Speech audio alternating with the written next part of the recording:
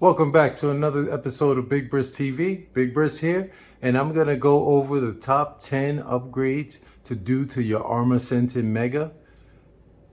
I wrote them down here this time so I don't dumb off. I have 14 here, so there'll be some bonus ones at the end, so stay tuned for that. These are in no particular order, but I will go over the sequence in which you should probably do this if you want to piece it together. And let's get right into it. So the Arrma Senton Mega, it comes ready to run out of the box, except that you need to get the 4 AA batteries for the transmitter, and it's a fun vehicle. I found that it does about 20 miles an hour on the 8.4 volt nickel metal hydride battery. And while it does have some good oomph off the line, the torque and everything is good, the top speed is lacking a bit, and so you may feel the need to want to go brushless down the road. And so I see most people are doing that, converting their Megas to brushless. And like I've mentioned in one of my previous videos, I figured if I just throw in brushless motor and ESC, I'd be good to go, just like the BLX 3S models, but I was wrong with that. So let's get right into it. I've done all of these upgrades on this Senton. I got about 800 bucks into this thing, but I really love it. And so for number one, the steering servo. Now the stock servo that comes in the Senton is about, I think about 7 kilograms of force, torque, you know, in the turning of the thing, but they burn out eventually. And so especially if you're going to go brushless, there's going to be more amps going in from the ESC through the BEC, which is the wire that connects to your receiver to run the servo, and it's going to burn out eventually. And so this is that popular Zoski 25 kg servo off of Amazon, if you can see it in there. It has all metal gears, and it's a really good servo. It's fast, makes a great noise when you're turning, and so I highly recommend that. I think I paid about 17 bucks for that. So that would be number one, steering servo. Number two, wheels and tires. Now I really love the stock Senton tires, the rims, the Arrma rims with the tires. These aren't the stock tires, but the stock tires are the D-Boots Fortress tires, which I put on these rims. We'll talk about that in a sec. These tires are great with this knobby profile. They really have good traction in the dirt. But the problem is that they wear out really quickly. And they do, on the edge of the body, it tend to explode. As you can see here, I have a mod here so to stop that. But I've already exploded like 3 or 4 sets of these tires. And so I have a set on these rims that I only run on dirt. I don't run them on a pavement. So I would upgrade the wheels and tires. And these wheels, I got this set on Amazon for about $22. These are really nice because they fit the 14 millimeter Hexes stock on the Senton, and I like the fact that they come with, I'll show you, they come with the hub. So they come with a set of 12 millimeter, 14 millimeter, and then 17 millimeter, and then they come with the screws that you put them in. So when you finally get it installed, they look pretty trick. And you could use these even if you've converted to 12 millimeter Hexes or 17. You can still use these, and they're made just like the stock Arrma rims, where it's a smaller profile on the inside, but then on the back side they're wide. So these tires, they run really well, and I've shredded these and they still have some grip on them. They come in this configuration, and then they also come, I have another set here. They come, you can get them with this type of tire. So these are worn down significantly, but there's still some good meat. I think they'll pass the Abraham Lincoln test. So I stocked up on these. I have 3 sets in green and then a set in black. this set in black that I transferred the tires over to the original Arrma wheels. And you could do that by baking them in the oven at 375 degrees for about 15 minutes, and then they just come right off. And then I restick them with some wheel and tire glue. Here I have the, what is it, Proline, I believe. Let's see.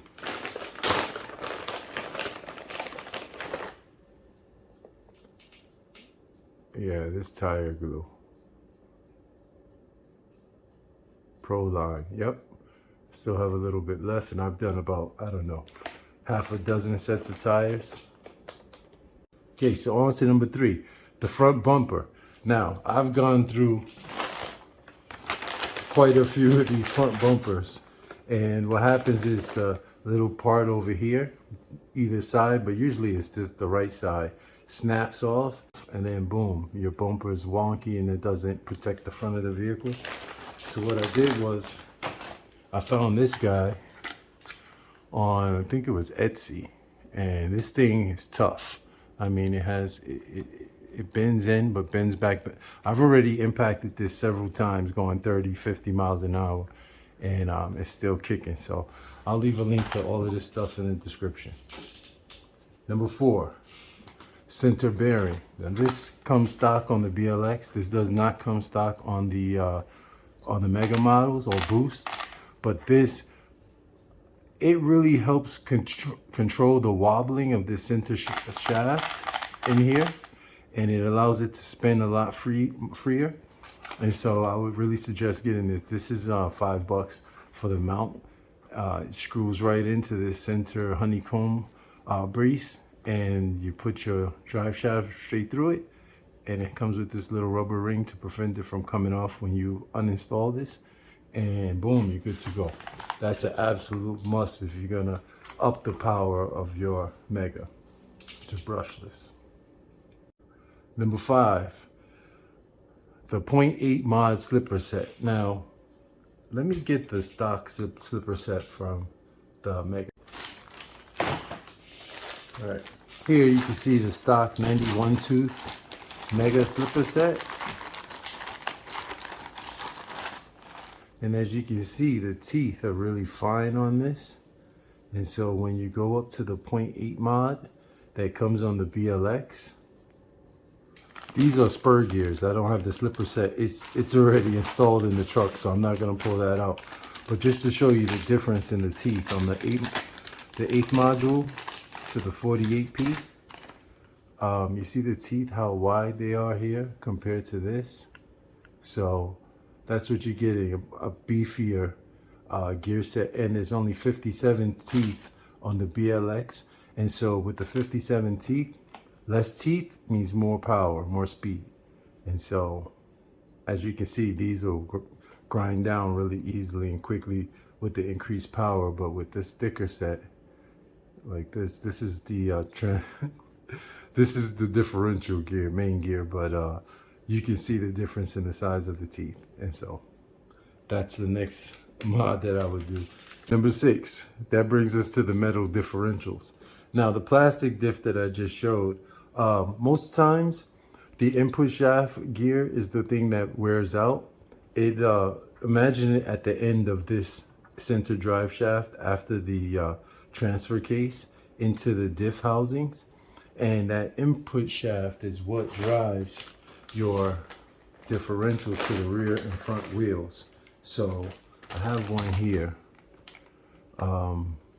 That's usually the first thing to go once you add more power, especially if you're out bashing, doing jumps and whatnot.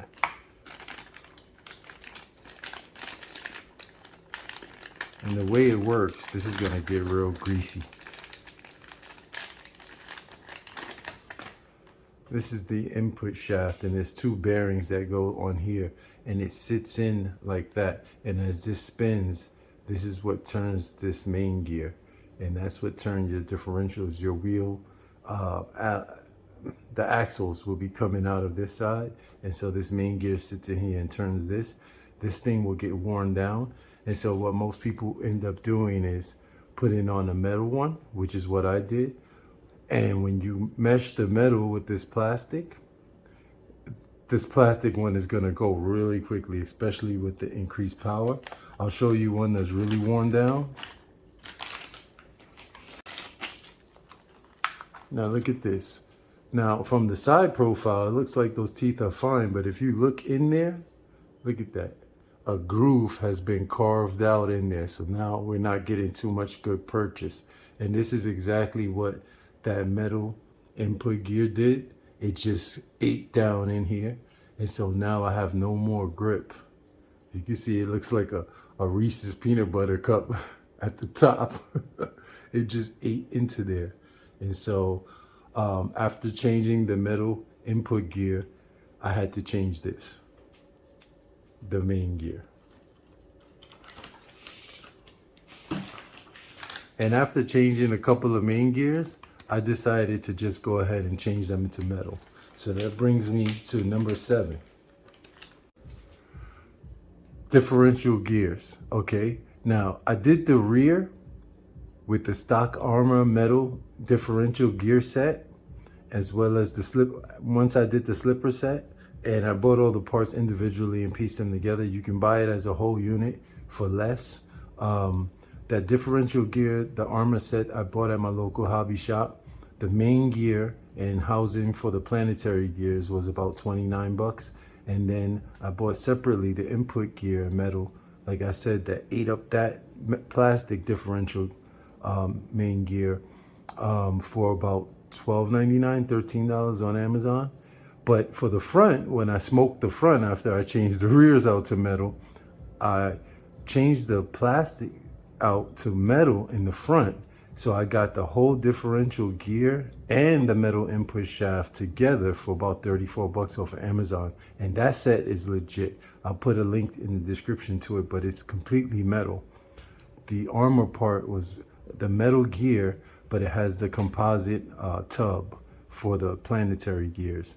And the front housing was completely metal along with the input gear.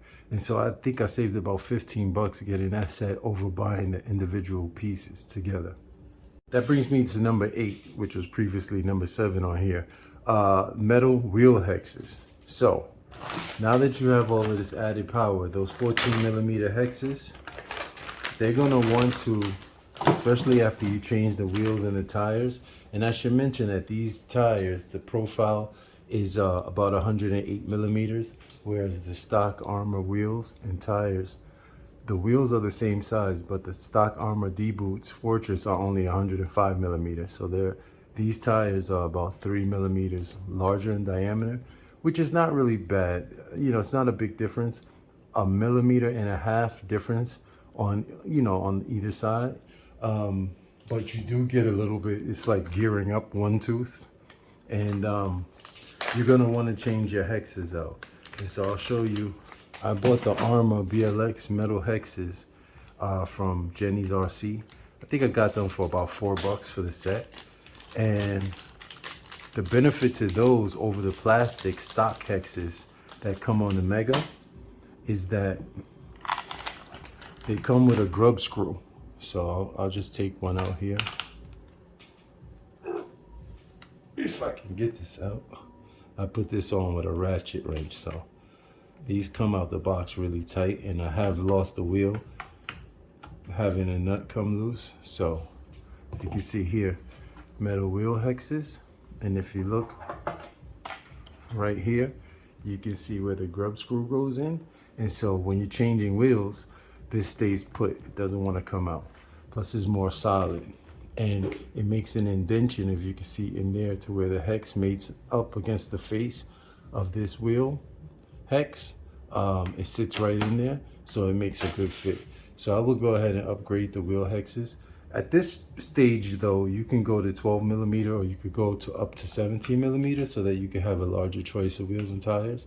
I chose to stick with the stock 14 millimeter. I wanted to keep this as stock Arrma as possible, which is why when I upgraded, I mostly went with genuine Arrma parts. Which brings us now to, what are we up to? Number 9, the brushless system.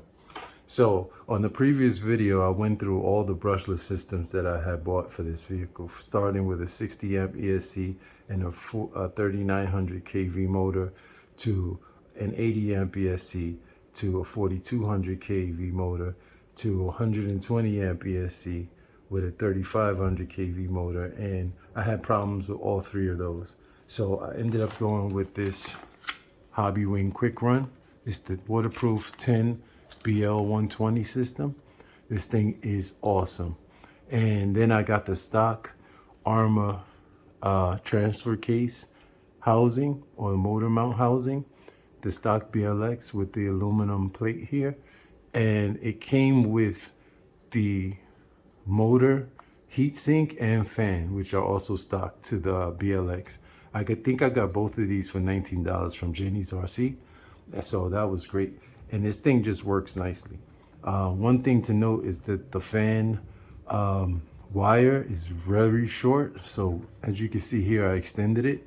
And then I have a couple of connections here, one for the lights on my truck, and then right under it, tucked in there, is the fan connection. And then right above it, I have this split like a Y going to the receiver. And this is where the dongle for the LED lights that I put in here plugs into. And I'll show about the lights in a second.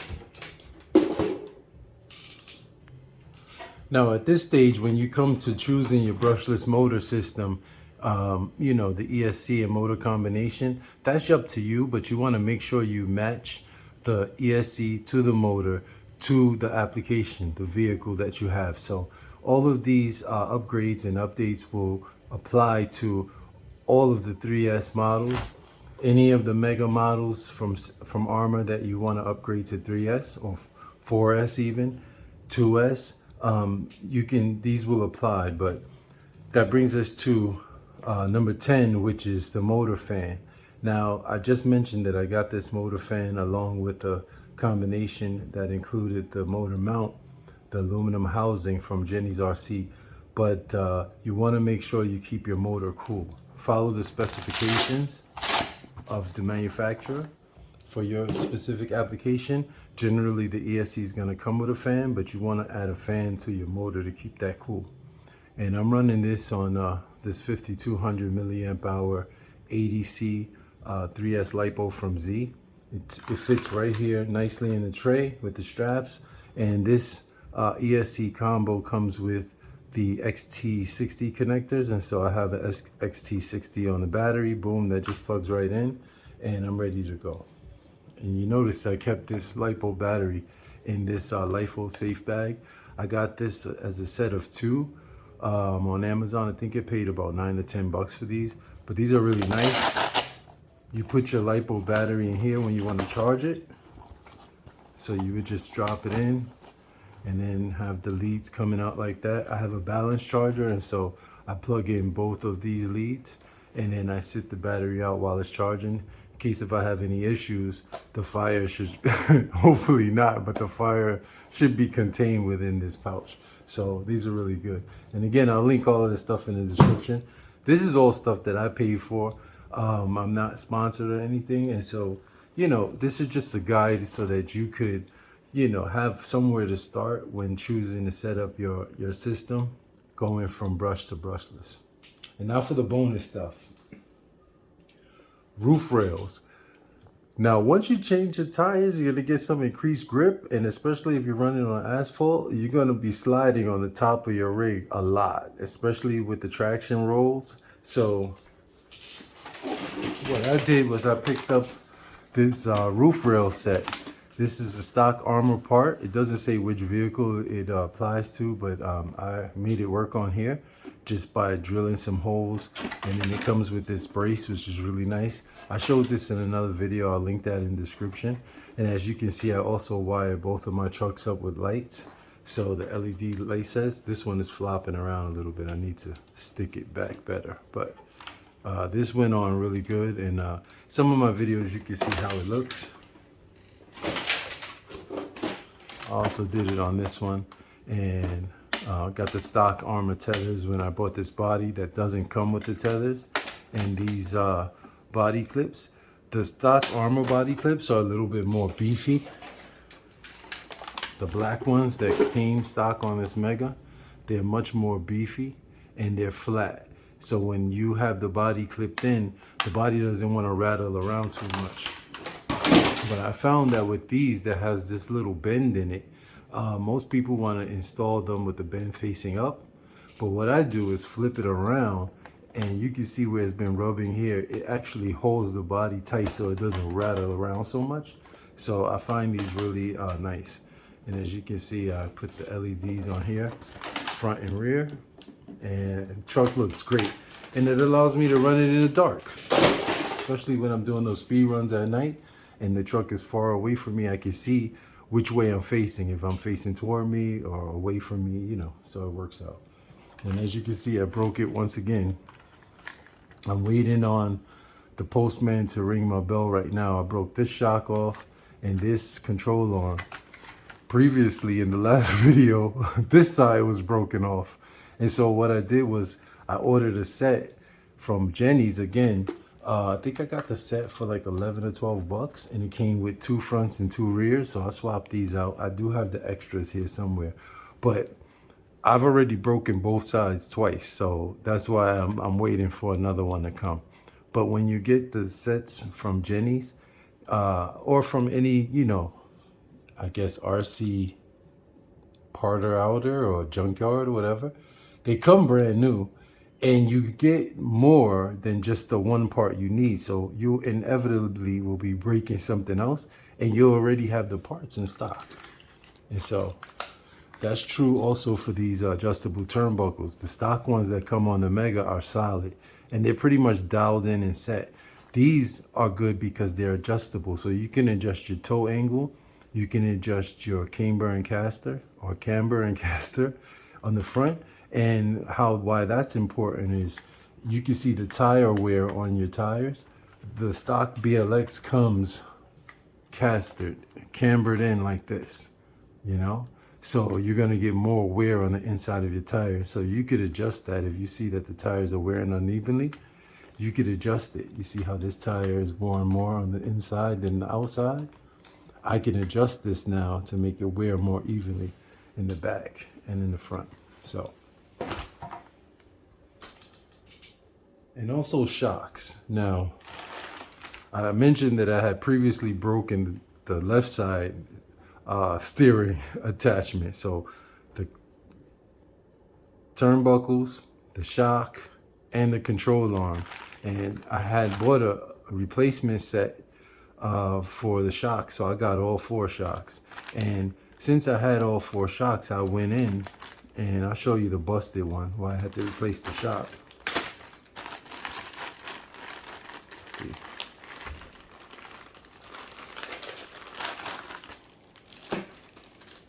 And here's those busted control arms. There are 2 good ones in here and 2 busted ones. And then here are the control arms. Not the control arms, the tie rods or turnbuckles. They come solid for the BLX. Swap them out. And then shocks. You can see here, both of these are broken. It's the mounts part that broke. So the shocks are still intact, but where the shock mounts onto the body, those pieces snapped off. So I kept the shocks in case I need, you know, replacement springs or whatever. But I found if you just go open these shocks up and adjust the oil that you have in the level, they come with a very minimal amount of oil. But if you adjust the oil in the shocks, these shocks are awesome. Shocks are one thing that, you know, the first thing, you know, it's a visual thing. You want to get some nice beefier shocks, and it's unnecessary because these shocks are actually really good. As long as you top them up with oil. And the oil that I'm using, I'm running the Team Losi. This is a 40 weight oil. So I'm running this in them. And I run this in all my rigs pretty much. And I find it really great. And then the grease that I use is this Tamiya grease for my diffs. This stuff is really good. And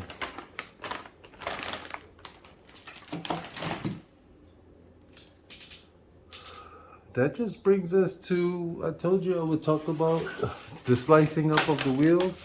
And so what I did here, as you can see, is I added some aquarium airline tubing to this. I saw some guys had put in some weather stripping or whatever on it, and I'm like, what gauge, how big, you know, where to get it, where I'm 10 feet for how much.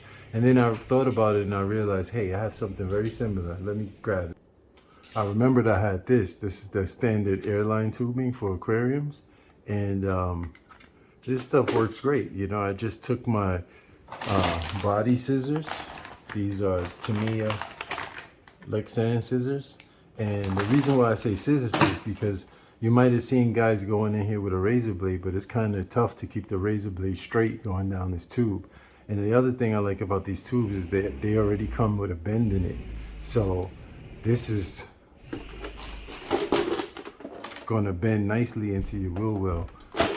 Excuse the construction noises. There's always some construction going on around here. But what I did was I just went in, and with the scissors you can kind of keep it straight and then cut. You slice it open like this. Once you cut it open, let's see, this one I think it's, yeah, it's open. Okay, yeah, okay. So once you got it sliced open, you can kind of lay it out like that. And what I did was I used the wheel glue, the wheel and tire glue, since it's really good for bonding rubber to plastic. I just ran a bead down, a small amount, all the way down the length of it, and then just put it right in the wheel well, you know. Bent this open and just kind of slid it on like this, and just slid it, and it stuck pretty well, you know. Keep going until you get it all the way around. And this one is not going, but of course, because I'm filming. But as you can see here, even though I cracked the body up after this was installed, this stuff stayed intact. So, and it's clear, so you can hardly tell that it's there, but it will no longer slice up my good D Boots Fortress tires. I love the way these tires look. I mean, it just looks awesome. But anyway, so that's 10 plus upgrades you can do to your Arrma Senton, your Arrma, any of your Arrma Mega vehicles, and change them into a BLX vehicle, or plus the BLX Plus if you want to call it that. Choosing your own electronic system, and then doing you have to do these repairs because you're going to start breaking things once you up the power. And when people told me that, hey, the same thing, you're going to start breaking things, I didn't realize, I'm thinking they meant that I won't be able to control the vehicle and crash it more. Yeah, but really it's, once you have more power, the gears that are in here are not really designed for that much power. And so I'm going over close to 60 miles an hour on this thing. And of course, it's gonna, with the heat and the friction, it's gonna wanna eat those stock parts. So I'll put a link in the description of all the parts that I mentioned here, everything that I'm using, how much it costs, where I got it. And now my truck is pretty much bomb-proof. All I gotta do is put this A-arm in, and then I can take it out for a rip. Big Briss TV, everybody stay well. Let me know if you have any questions in the comments. Hit that thumbs up, and don't forget to hit that subscribe button. It's free, and it helps out the channel. Thanks for watching. Catch you on the next one. Here's another tip that I got from a YouTuber for the body mount, or the motor mount.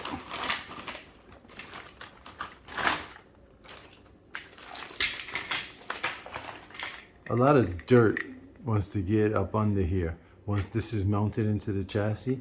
And so what he suggested was taking a piece of Velcro, the soft part. So I picked this up. I had this for other reasons, but I had so much of it that I was like, let me give this a shot. And so it takes a piece of Velcro, and it comes with two parts. So you have this is not really strong. You have the loop side, which is the kind of rough side with the loops, and then you have the furry side, the soft side.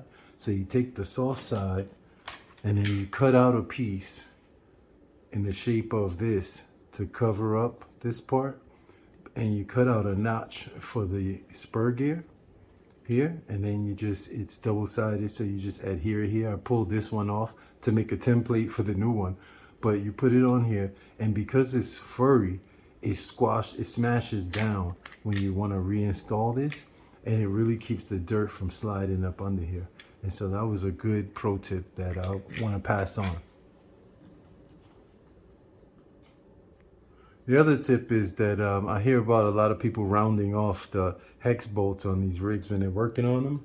And so get yourself a decent set of tools. I mean, this here is a set that I got on Amazon. It was about, I don't know, less than 15 bucks. Now, these are not MIP tools, but they're really close. This comes 1.5, 2, 2.5, 3 millimeter, all the sizes that you'll need. 1.5 usually for grub screws, 2 for a lot of the body stuff, 2.5 for a lot of the components that you need to take apart to take off of the chassis. And I forget if I've ever used the 3, but these are essential for these bolts. As you can see the bolts here, these are for the bulkhead for the front. I'm waiting to put that control arm back in, but these don't round out. And the way you can tell a good hex set is if when you put this in the bolt, and if it stays in there, if you can, and it's not magnetic, so maybe that wasn't a good example on that bolt, but yeah, if you can get that all the way down in there, and when you pull the bolt out, the bolt sticks to the screw, and you gotta kind of rock it to get it out, you know that's a good set, because it's making a good contact with all 6 points, or hex is what, 6, yeah. All 6 points, and so you have less chance of rounding out that bolt. Sometimes an Allen key head will fit in here, and it fits, and it's kind of loose, and it will turn the bolt, but if those bolts are in there really tight, you're going to end up rounding this off. And so get yourself a good set of tools, and you won't have